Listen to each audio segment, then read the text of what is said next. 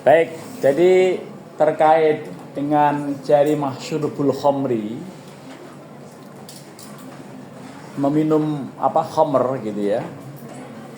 Tadi sudah disinggung tentang proses penurunan ayat Al-Quran sampai 4 kali tahapan.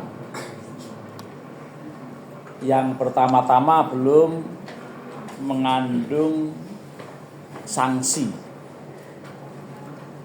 Hanya kalimatnya a'udzubillahi minasyaitonirrajim wa min thamaratin nakhili wal a'nabi tattakhiduna minhu sakaron wa rizqan hasanan inna fi dzalika laayatin liqaumin yaqilun. Sesungguhnya di antara fungsi buah anggur dan kurma itu untuk dijadikan rizki yang baik, tetapi juga bisa untuk mabuk. Dalam yang demikian terdapat tanda-tanda kekuasaan Allah bagi orang yang akalnya sehat. Ketika mabuk maka ujungnya akal. Kenapa? Karena akal itu bisa nggak sehat kalau sering mabuk. Ayat yang kedua menginformasikan sudah ada perbandingan di dalam ayat 219 kalau nggak salah Al-Baqarah, wa yas'alunaka 'anil khamri wal maisir qul fihi ma itsmun kabirun wa manafi'u linnas wa itsmuhuma akbaru min naf'ihima. Mereka bertanya kepada kamu wahai Muhammad mengenai khamr dan judi. Jelaskan pada mereka sejelas-jelasnya bahwa dalam keduanya khamr dan judi ada dosa besar, tapi ada juga kemanfaatan. Ingat, dosanya lebih dominan dibandingkan kemanfaatannya. Tahap ketiga, ketika dulu ada orang sahabat Nabi yang menjadi imam sholat. Sholatnya sholat jahriyah, sholat yang dibaca kenceng, apa maghrib apa isya gitu. Yang menjadi imam belum sepenuhnya sadar, sehingga membaca surat Al-Kafirun itu yang mestinya kuliah ayyuhal kafirun la a'budu ma ta'budun dibaca qul ayyuhal kafirun, kuliah ayyuhal kafirun a'budu ma ta'budun wa antum abidu nama a'bud gitu. Jadi kebalikannya, orang-orang kafir, kalian menjadi penyembah apa yang saya sembah, dan saya menyembah apa yang kalian sembah, begitu. Jadi kacau artinya. Lah karena itu kemudian Allah turunkan ya ayyuhalladzina amanu la taqrabus sholata wa antum sukara hatta ta'lamu ma taquluna. Wahai orang yang beriman, jangan kalian mendekati sholat, jangan kalian buru-buru sholat kalau ternyata memang masih mabuk ya. Artinya dulu orang sholat sambil mabuk zaman dahulu, sahabat-sahabat Nabi begitu, sampai tegurannya itu jangan kalian dekati sholat kalau masih mabuk sampai betul-betul kalian sadar apa yang dibaca itu. Karena kenyataannya baca kuliah itu begitu. Gitu. Tahap ketiga itu. Tahap keempat sudah ada larangan. Ya ayyuhalladzina amanu innamal khamru wal maisir wal ansabu wal azlamu rijsum min amali syaitan fastanibuhu la'allakum tuflihun.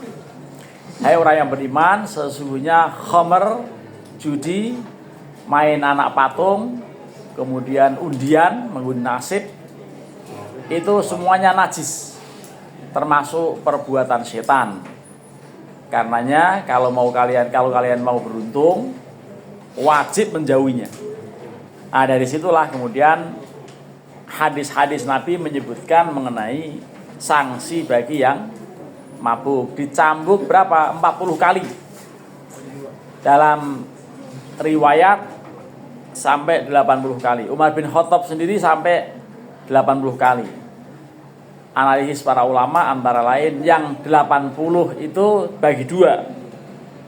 40 kali cambukan sebagai hudud, 40 kali cambukan yang lain sebagai takzir gitu. Itu proses-proses diharamkannya khamr.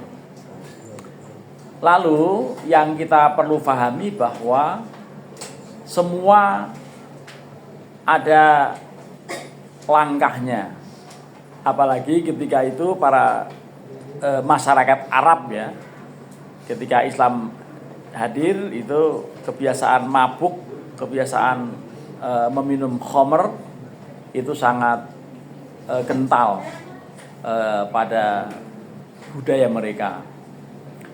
Sekarang juga begitu.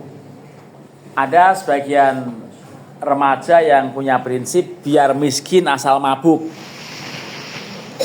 Yang penting mabuk. Pakai modal apa enggak mabuk. Yang keren pakai ekstasi ya, agak mahalan dikit. Tapi ada juga yang karena enggak punya duit pengen mabuk, beli lem iPhone.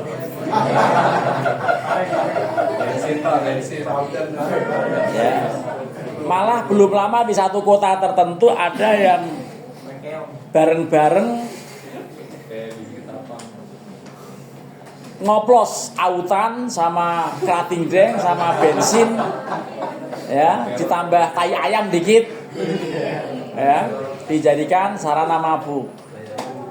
Karena tidak ada aturannya, ngoplosnya yang penting asik gitu, dan akhirnya rombongan sejumlah 7 orang berasal dari satu kampung hari Jumat mabuk bareng, mampus bareng. Yang repot satu kampung itu. Karena apa? Nguburnya kan repot, gali makam 7 orang itu kan. 7 galian makam. Mungkin kalau capek satu makam itu tumpuk ya satu kan, rombongan pemabuk nih katanya. Nah, jadi ini begitu ya. Pokoknya say no to drug. Katakan tidak untuk ngedrug, karena itu nanti pasti ada kelanjutannya. Gitu. Itu dari sisi apa? Dari sisi langkah step by step ketika melarang sesuatu. Al-Quran mencontohkan begitu. Yang mirip dengan soal khamr ini adalah perbudakan. Itu sampai Rasulullah SAW wafat belum tuntas, sehingga masih banyak orang diperbudak, masih banyak pasar-pasar budak, diskriminasi ya, sampai kemudian berapa? 1948 ada Declaration of Human Rights yang kemudian masuk dalam pembukaan Undang-Undang 45 itu. Undang-Undang Dasar 1945 pembukaan apa terus, bahwa sesungguhnya kemerdekaan itu ialah hak segala bangsa, dan oleh sebab itu maka penjajahan di atas dunia harus dihapuskan. Itu penjajahan artinya termasuk selain kolonialisasi juga apa, perbudakan. Itu sepakat. Artinya dari awal juga sebetulnya dianjurkan betul. Ada ayat yang terkait perbudakan banyak sekali ya. Untuk memerdekakan budak itu dianjurkan betul, tapi ya memang karena berat, mahal harga budak itu. Untuk memerdekakan budak supaya menjadi merdeka itu mahal itu. Ya. Sampai ada ayat yang mengatakan falak tahamal aqabah wa ma adraka mal aqabah fakku raqabah. Jadi itu memerdekakan budak itu sebagai satu jalan yang mendaki, yang mestinya ditempuh orang. Itu perbudakan. Lalu terkait dengan soal khamr, memang kalau dikatakan ul fihi ma itsmun wa manafi'ul linnas ya, katakan di dalam khamr itu ada dosa dan juga kemanfaatan, nyatanya sampai hari ini juga memang ada manfaat. Apa manfaatnya? Untuk dunia kedokteran itu. Kalau orang ada di operasi sesar atau hal lain harus di black, itu harus ada apa? Anestesi ya, apa? Supaya nggak terasa itu bius. Jadi pembiusan itu khamr yang dipakai itu narkoba. Ya. Nah, berarti kan ada manfaat. Memang di situ berarti bukan disalahgunakan. Kalau dalam dunia kedokteran menggunakan narkoba itu pembenar gunaan, yang sepenyalahgunaannya orang-orang itu. Lah, dan ada yang cukup penting untuk kita renungi bahwa selain step-step tadi Al-Quran jelas sekali langkah-langkahnya, ada hadis yang menyebutkan bahwa dalam buku juga ada mungkin ya hadis itu, al-khamru ummul khaba'ith. Apa artinya? Khamr itu ummul khaba'ith, induk dari semua kejahatan, induk dari semua pelanggaran, kemungkaran, dosa-dosa, maksiat itu muaranya pada khamr. Karena apa? Karena otak nggak waras. Pada saat otak nggak waras, ya sudah, apa juga dilakukan. Gitu. Makanya ketika bicara khamr, lalu ujungnya menyebut akal. Dan khamr itu adalah kulluma khamarul aqla. Semua yang bisa mengacaukan, menutup daya nalar otak atau akal, yang bisa mengacaukan akal sehat, itu khamr semua. Gitu. Makanya kaidahnya ma'askaro kathiruhu faqadiluhu haram. Yang kalau diminum atau dikonsumsi dalam jumlah besar memabukkan, yang sedikit juga sudah memabukkan. Jangan bilang bahwa saya minum 1 botol nggak mabuk, nggak apa-apa lah. Ya, bukan begitu. Jadi kalau diminum banyak memabukkan, sedikit juga memabukkan. Karena ada orang yang minum 1 gelas nggak mabuk. Karena apa? Memang sudah biasa teler. Tapi kalau nggak biasa, minum 1 sendok juga udah linglung. Gitu.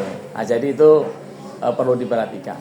Orang kalau mabuk sudah kejahatan apa juga ngikut. Nah, makanya saya nutudrak itu betul. Katakan tidak untuk ngedrak. Lalu yang penting, ini tolong dirapatin nih, berisik. Nah, nggak tahu kan? Nah, ini soal mengkiaskan narkoba dengan khamr dalam hukum Islam mutlak. Karena kalau tidak dikiaskan, maka semua kejahatan narkoba sekarang ini tidak bisa dihukum. Padahal jelas-jelas dia lebih berbahaya dari sekedar khamr. Dengan berbagai bentuknya, macam-macamnya, jenis-jenisnya narkoba itulah, maka wajib dikiaskan kepada khamr. Kenapa? Karena Al-Quran tidak menyinggung mengenai narkoba. Ada nggak ayat tentang narkoba? Nah, justru karena nggak ada itulah maka perlu dikiaskan. Ini pidana Islam, kias tetap berlaku khususnya terhadap kejahatan-kejahatan baru yang belum atau tidak ada dalam Quran dan hadis. Antara lain apa kejahatan yang baru ini? Khamr, narkoba. Ya, narkoba dengan berbagai bentuknya itulah yang Al-Quran hanya menyebutkan khamr, sehingga wajib dikiaskan. Kalau tidak dikiaskan, repot. Tetapi kalau pidana konvensional atau pidana positif kita, dalam pasal 1 Undang-Undang nomor 1 tahun 2023 tentang KUHP, itu jelas dikatakan, ya coba di searching kalian, ayat 1 KUHP terbaru yang akan berjalan pada Januari tahun 2026. 2 atau 3 bulan lagi akan berlaku itu. Itu ayat satunya atau pasal 1 ada 2 ayat kalau tidak 3 gitu. Yang antara lain, coba siapa yang ketemu? Bunyi lengkap pasal 1 KUHP terbaru. Tolong dibaca agak keras. Yang udah ketemu. Ada? Kalau nggak ada mungkin kaitan dengan sinyal. Kadang-kadang lemot. Ada yang ketemu? Pasal 1 KUHP atau Undang-Undang Nomor 1 Tahun 2023.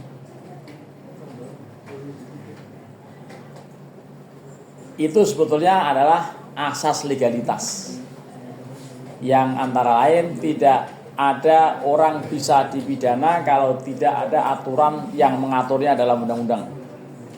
Kalau nggak ada undang-undang, maka tidak boleh mempidana orang. Orang tidak bisa dihukum kalau nggak ada aturannya. Untuk bisa menghukum orang harus ada aturannya terlebih dahulu. Nah, itu ayat satunya kira-kira begitu.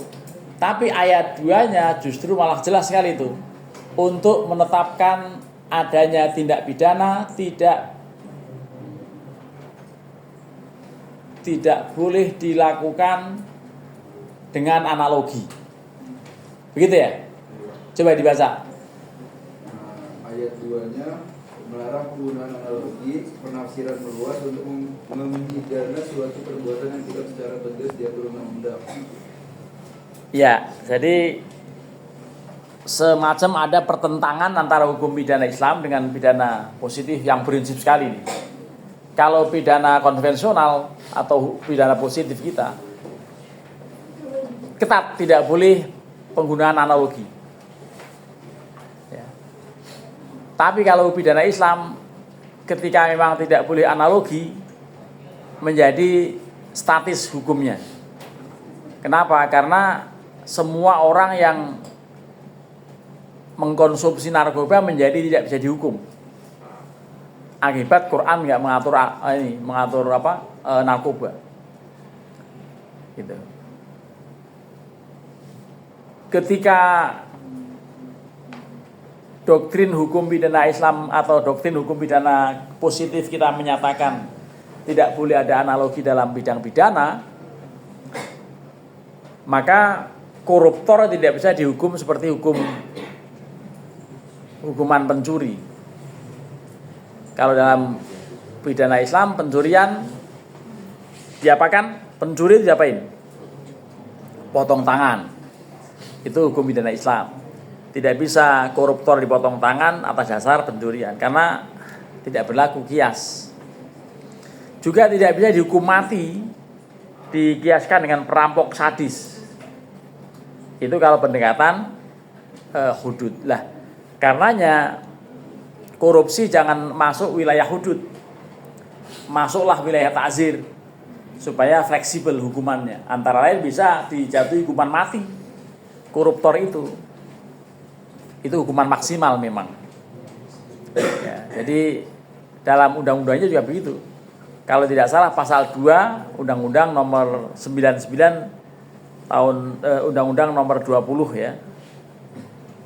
Tahun Undang-Undang Nomor 31 tahun 99 yang telah diperbaiki atau diperbarui dalam Undang-Undang Nomor 20 tahun 2001 ya, tentang tindak pidana korupsi. Itu menyebutkan bahwa dalam keadaan tertentu pidana mati dapat dijatuhkan. Tapi kata dapat ini yang blunder. Artinya kemudian dalam keadaan tertentu yang sangat parah pidana mati dapat juga tidak dijatuhkan. Pernah ada korupsi yang menyangkut dana sosial, padahal jelas-jelas itu memenuhi unsur, tetap tidak berlaku hukuman mati. Ya, paling-paling hukuman seumur hidup, tapi belum pernah ketemu juga itu koruptor yang dihukum seumur hidup. Paling 20 tahun. Ada yang pernah divonis 8 tahun, dia naik banding sampai kasasi malah justru 12 tahun. Itu waktu ada hakim pemberian itu dari Madura namanya Artijo Kausar. Setiap koruptor yang banding justru diperberat. Itu waktu itu. Nah ini jadi ada perbandingan tentang penggunaan kias dalam pidana, berlaku dalam pidana Islam, khususnya khomer dengan narkoba, tetapi tidak berlaku dalam pidana positif karena apa? Asas legalitas menyatakan hal yang seperti itu. Dalam menentukan tindak pidana tidak berlaku kias, tidak berlaku analogi.